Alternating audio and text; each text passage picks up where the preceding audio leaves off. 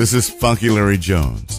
When it comes to Houston radio, you would have had to been living under a rock not to recognize the smooth and distinguished voice of legendary Houston air personality, Don Samuel. He's affectionately known as Don Sam or the original DS, with his silky smooth baritone voice. Don's knowledge of vintage R&B, soul, funk, zydeco, and modern music is second to none, and was one of the crown jewels of radio in the greater Houston area with his incredible show, Memories and More. His professional career began at KYOK in 1973, where he established himself as the original Nighthawk and maintained that lofty status for 7 years before moving to the legendary KCOH. Don expressed that he was not always the confident radio personality that he has become, having personal fears, being shy, overly critical of himself were some of his biggest challenges he had to overcome.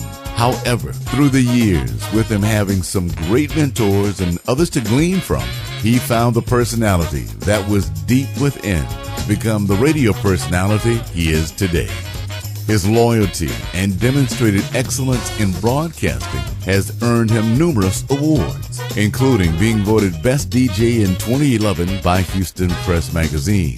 Others include the Lorraine Hunter Award for Broadcast Excellence in 1999, the Texas Music Library and Research Center Announcer of the Year in 1993, the Creole Heritage Zydeco Legend Award for being the first to play Zydeco music on the radio in Houston, the Black Professional Cowboys and Cowgirls Association Trailblazer of the Year, and the one that gives Don the most gratification is the prestigious award voted by his peers as the Young Black Programmer's Announcer of the Year in the United States in 1988.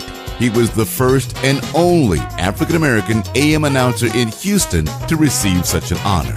With such an impressive resume, Don is also giving back and now serves as a mentor to many other radio personalities and production professionals who are currently employed in Houston and in other markets. Don's adage is, if you desire to be your very best, be prepared, willing to work hard, stay relevant, be innovative, and be able to take constructive criticism.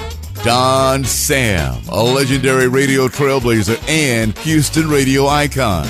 Now, a 2018 inductee of the Texas Radio Hall of Fame.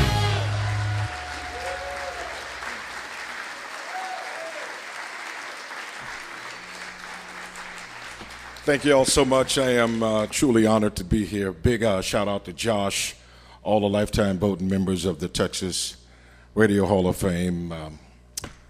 I, like most of you all, got in radio because it was my calling, something I loved to do, wanted to do. Used to hang out at radio stations in Denver, Oklahoma City, Houston, Beaumont, just sitting around the jocks. I never thought this would happen, but I love this. I heard someone mention when they were like young, 9, 10 years old, they would sit on the toilet and read a newspaper. Well, I would sit at home and play DJ, actually skip school sometimes. Guys would come over, I'd play the DJ, and they'd lip sync. So I knew this was meant for me. What was not mentioned is that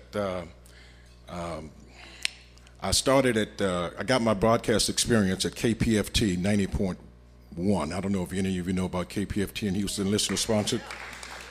Working for free, but got my on-air experience there, then went to KYOK, worked there for about 7 years, went to KCOH, and you know, when FM came in, a lot of people transitioned to FM.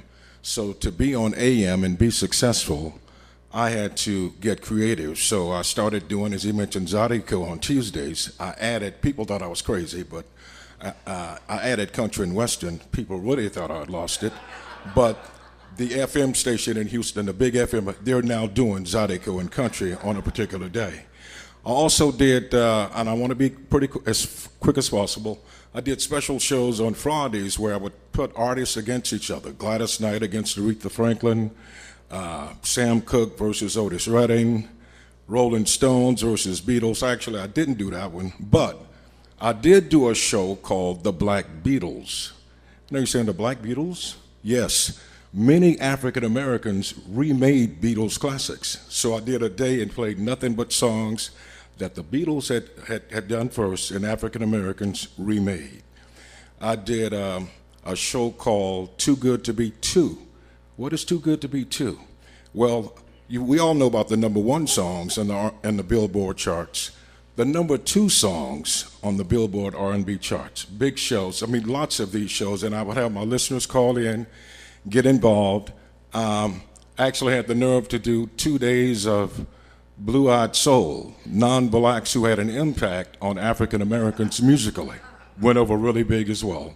Just trying to give you guys a little of what I had to do to kind of create my corner of the market in Houston. And it has been truly, truly successful. Listeners got involved, and it's been great. I also want to thank Andy Waldrop.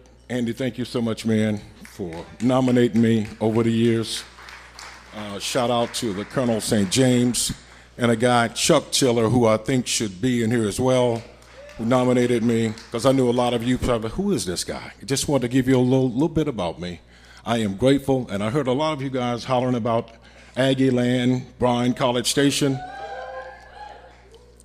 I have one good thing out of Bryan. My wife, Marilyn, my beautiful, wonderful wife. So Bryan has been good to me as well. Thank you so very much. I'm honored to be here. Thank you.